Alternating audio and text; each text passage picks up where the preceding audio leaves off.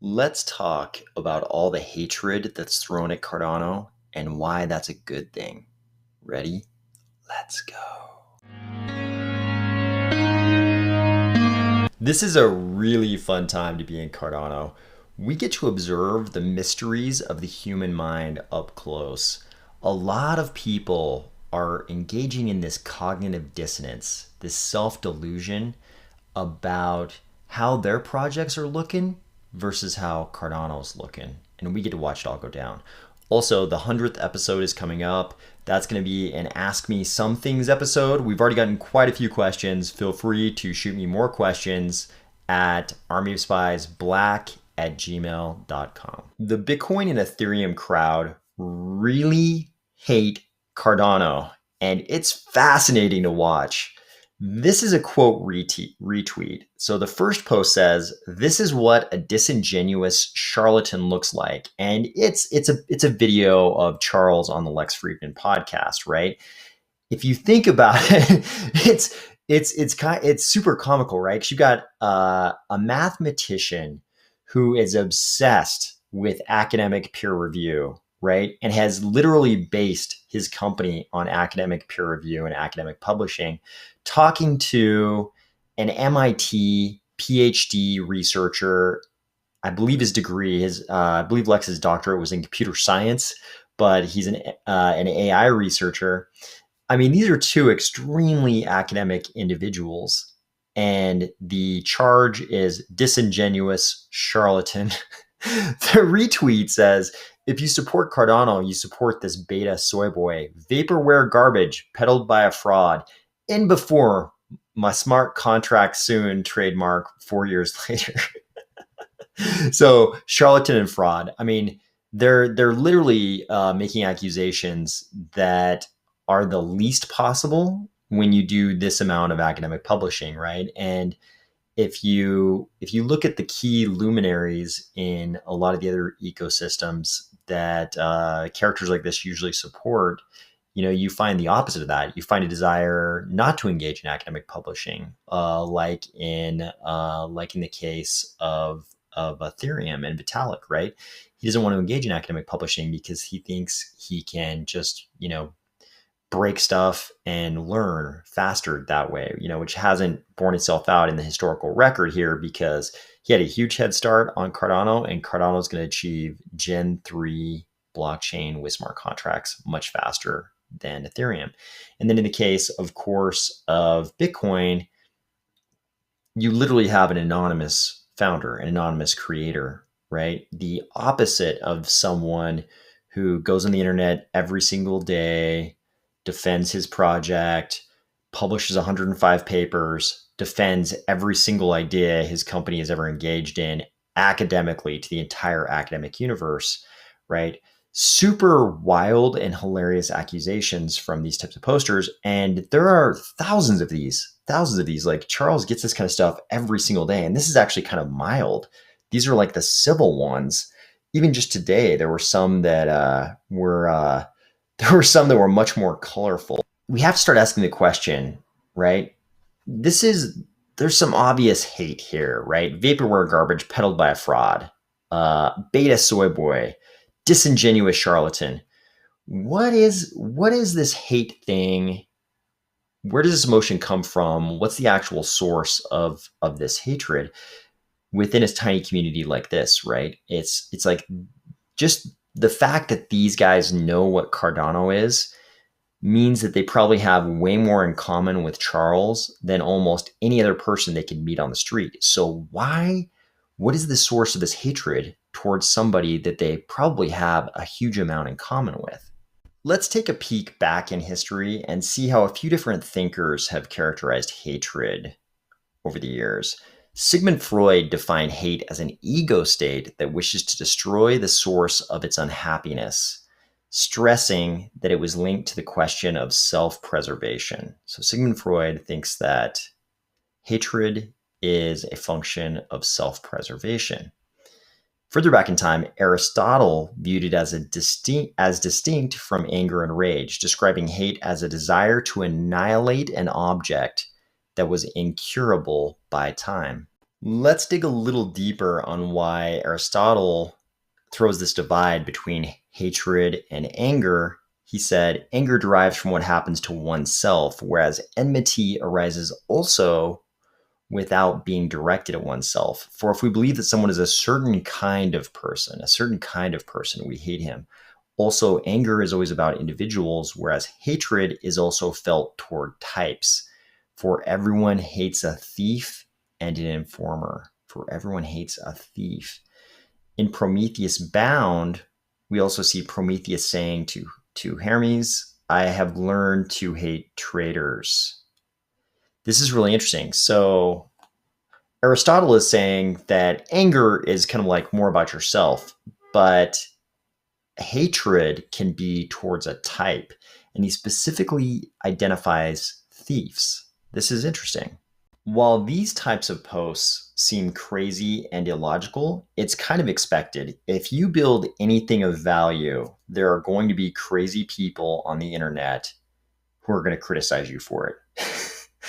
Like, I think you could literally run into a burning orphanage and save a bunch of orphans. You could run in there, like risk your life, save a bunch of orphans and come out, and people would criticize you for it on the internet. It's just a given. It's the way it works, right? And it's like the more you do something through your own hard work, the more people hate it, the more you're going to be criticized for it. Charles on the Lex Friedman podcast talked about how after his Ethereum experience, he basically had nothing. Nobody would talk to him. Nobody would pick up the phone. He didn't have much money. And from there, he's built this crazy ecosystem, Cardano, right? Worth tens of billions of dollars and, producing all these beneficial, about to produce all these beneficial effects around the world, right? But he basically just built that from scratch. And I think the reason people hate that when you build something from scratch and it's obviously just through the grind, right? Like Charles and his company, they engage in the academic grind, right? They could have just written a bunch of code and pushed it out, and the crypto community would have accepted it. They would have accepted it. They would have said, hey, that project is Cardano. And, depending on how good that code was, it would have been somewhere on the list, from best to worst crypto projects, 1 to, 10,000, however many projects are out there. But instead of doing that, which they could have done, that would have been the easy way, they engaged heavily in the grind. They published 105 academic papers. They went around the world, right? They went to Oxford and found, the best academics for game theory. They went and hired one of the guys who invented Haskell, Philip Wadler, a professor. Is he at the University of Glasgow? I think he's at the University of Glasgow. They went and found Professor Aggelos Kiaish, right? I know, I can't pronounce Greek last names. I'm terrible. But they went and found all these academics, right? And they allowed them to engage in this academic work, which opened them up to criticism from the rest of the academic universe. But they engaged in that grind. And I think that's what people hate the most. If you're a part of Bitcoin or Ethereum, you know that Bitcoin or Ethereum could have done the same stuff. Bitcoin or Ethereum could have gone out and hired academics and published papers and actually advanced the science of cryptography and cryptocurrencies and blockchains. It could have engaged in the actual innovation to the same extent as Cardano. And I think that's what people hate. They know that there was an equal opportunity to do the same thing. And the community they're a part of simply chose not to do it. Either wasn't capable of it or chose against it.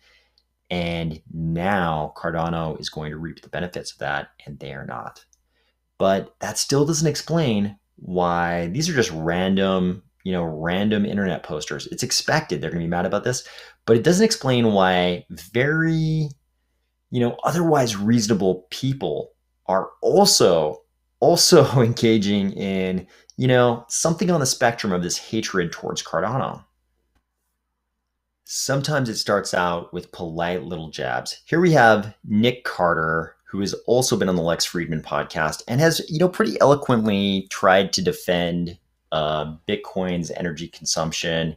He's the one that breaks out all the stats, comparing, the amount of energy consumption by the gold industry, stuff like that, right? He's a smart guy. Nick Carter's a smart guy. But he started out here, somewhat politely, nice little jab, things you'd rather do than listen to Charles Hoskinson monologue for 5 hours. Passive aggressive, but, it's okay. Down below, though, he gets pushed by someone. He gets a little pushback. Okay, he gets a lot of pushback from the Cardano community in this thread. But when he does, somebody says, it's a podcast. If you don't want to listen to it, you don't have to. I certainly would rather listen to something that might inform me about something new than take the high horse. This guy created something hugely successful, regardless of what it is. What have you created? So he's saying, hey, Charles Hoskinson created this hugely successful ecosystem. What have you created?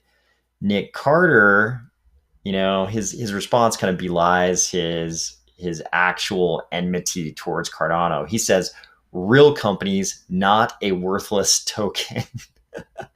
I love it when they say this because it's something that's objectively false, right? We actually have markets in crypto and they actually assign a value. They actually assign a numerical worth to each token.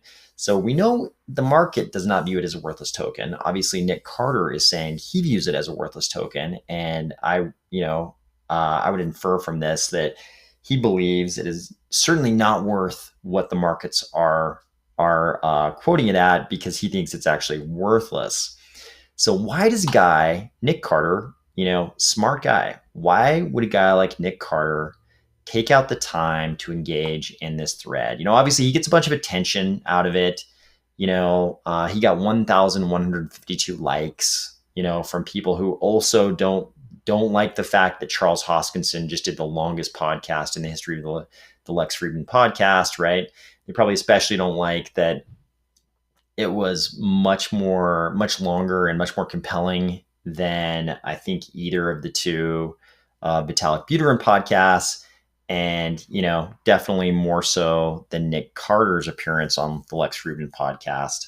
A lot of people also don't like the fact that Charles was on that podcast, and I think Aristotle explained it to us, right? He said, we have hatred for types. If anger is more about yourself and your personal experience, hatred is often about types. And one type that Aristotle said everybody hates is the thief. And, part of that is probably the rule breaking done by the thief, but the other part of it is the taking of value, right? It's that when you're the victim of a thief, you lose money, right? It's all about money. And Nick Carter and these other Bitcoin maximalists and Ethereum maximalists, what they know is that right now they're on top. Their ecosystems have the largest market caps, right? The coins that they personally holding are valued, higher as a percentage of the ecosystem than other projects. They're doing as good as they could possibly do, right? I think Ethereum is super happy to be in that number 2 spot, and Bitcoin is certainly super happy. Bitcoiners are super happy to be in that number 1 spot, and they see Cardano coming along and they realize Cardano could rob them of those positions, right? It's like somebody later on in this thread says to Nick Carter,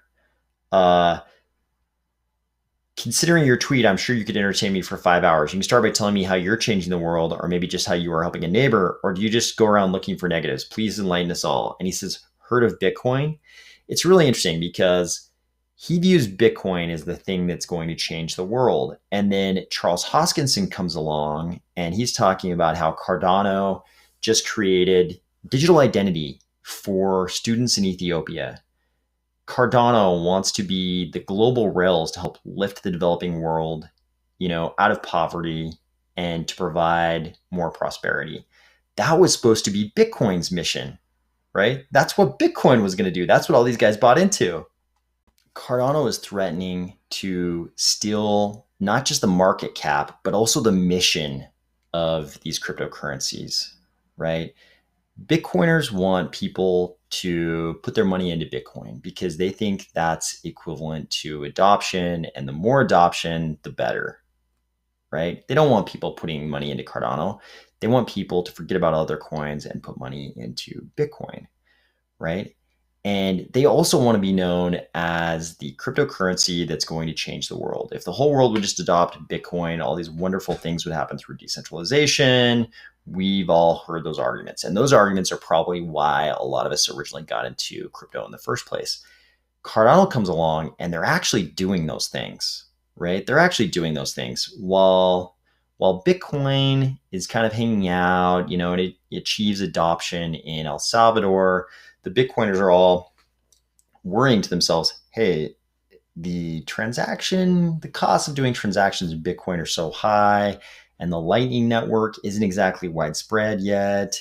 Maybe we'll still be able to change the world. Meanwhile, Cardano is striking deals to actually do things in the developing world, right? Even beyond just convincing, a president to adopt it as a currency, uh, the the adoption in El Salvador is certainly a wonderful thing for all of crypto, but it's a little bit unclear whether people in El Salvador are actually going to be able to use Bitcoin. Like the hope of Bitcoiners is that a bunch of Lightning Network nodes get set up in El Salvador, and Salvadorian workers abroad start using it for remittances and day-to-day currency use. But it's a little bit unclear if that's going to happen. What is clear is that students in Ethiopia are going to be using Cardano to have digital identity for the first time ever, right? And they'll be able to use that for a long, long time. That's threatening. Not only is Cardano threatening the market cap of these cryptocurrencies, it's hurting their moral superiority. This is all a good thing, because they wouldn't be talking about Cardano if it was the number 600 coin, right? If it wasn't a threat, they wouldn't be talking about it. People hate things that are legitimate threats, right? If some guy has got, a rifle and he's in equatorial Africa and you are in Tokyo, you're not too concerned about that situation, right? He's not really a threat to you. It's too far off your radar. However, if he has a rifle and he's at your front door, you are going to be very concerned about that threat. And the same is true. I would be really worried. If the Bitcoiners and the Ethereum people weren't talking about Cardano. If they were completely silent, if they were just applauding the advancement of Cardano, I would be super worried, because that would mean they had some reason to believe that Cardano was not a threat to their ecosystems. The fact that they're so concerned and that they legitimately, have this enmity towards Cardano, so much so that they're willing to express it. Even very reasonable people like Nick Carter are willing to express it so openly on the internet. Like, Nick Carter is calling Cardano a worthless token, right? Which is objectively not the case, but we get what he's saying. He's saying that it shouldn't actually have any value in his opinion, right? Very strong words. Very strong words. But the reason he's willing to do that is because it's such a threat, right? If Cardano takes over in the developing world, in Africa, sub-Saharan Africa, if it does all these things, there goes Bitcoin's moral authority on changing the world, decentralizing the world, and it's even probably in the opinion of these people is probably already affecting the fact that Cardano exists is probably already affecting the market cap of things like Bitcoin and Ethereum. What's really interesting is that Vitalik Buterin, right? Spiritual leader of Ethereum. I don't even know what we call him. Founder of Ethereum. Vitalik Buterin is not so mad at Charles. He doesn't have that hatred for Charles. Why? Because he's already gone through the denial curve, right? He's already through the denial curve. Like Nick Carter and these types of people, they still aren't willing to accept that Cardano might surpass their projects, right? They don't want to accept that, so they're trying to come up with any reason to discredit Cardano, right? Like here he says, real companies, not a worthless token, right? Implying that there is no worth in Cardano without any sort of rationale to back it up, at least here. Vitalik, he already knows. He's too close to the science, right? Does Nick Carter know what's going on in the Cardano ecosystem? Highly unlikely. I doubt he actually knows what's going on. Vitalik does, because Vitalik has spent, the last several years doing exactly the same thing, attempting to do exactly the same thing that Cardano has done, right? He realizes how difficult the problems are, and he also knows exactly where Cardano's at. He's already gone through that denial curve. There was probably a time when Vitalik, if you would have asked him about Charles Hoskinson's next crypto project, he might have reacted the same way Nick Carter does here. But now Vitalik has seen the papers. He's seen the papers. He knows the caliber of the people involved in Cardano, and he doesn't hate Charles Hoskinson the way these characters hold enmity for Charles Hoskinson, because Vitalik knows what's about to happen. He realizes there's an inevitability to the success of Cardano in just a short amount of time here in becoming a Gen 3 blockchain with proof of stake and smart contracts and a million other things we've covered on this channel. He realizes how much value there is in all that. And he also realizes that's going to happen no matter what he does. There's an inevitability to it. He's already gone through this denial curve where you can engage in the self-delusion and the cognitive dissonance and the bounded rationality where, Nick Carter here, he's able to convince himself that Cardano is a worthless token. His rationality is bounded. There's this wall that doesn't allow him to consider scenarios in which the hegemony of Bitcoin in terms of moral authority and value is usurped by something like Cardano. So he has to come up with some reason to discredit Cardano. And you can't really do it on the tech. You can't really do it on the tech. Like, how are you going to discredit?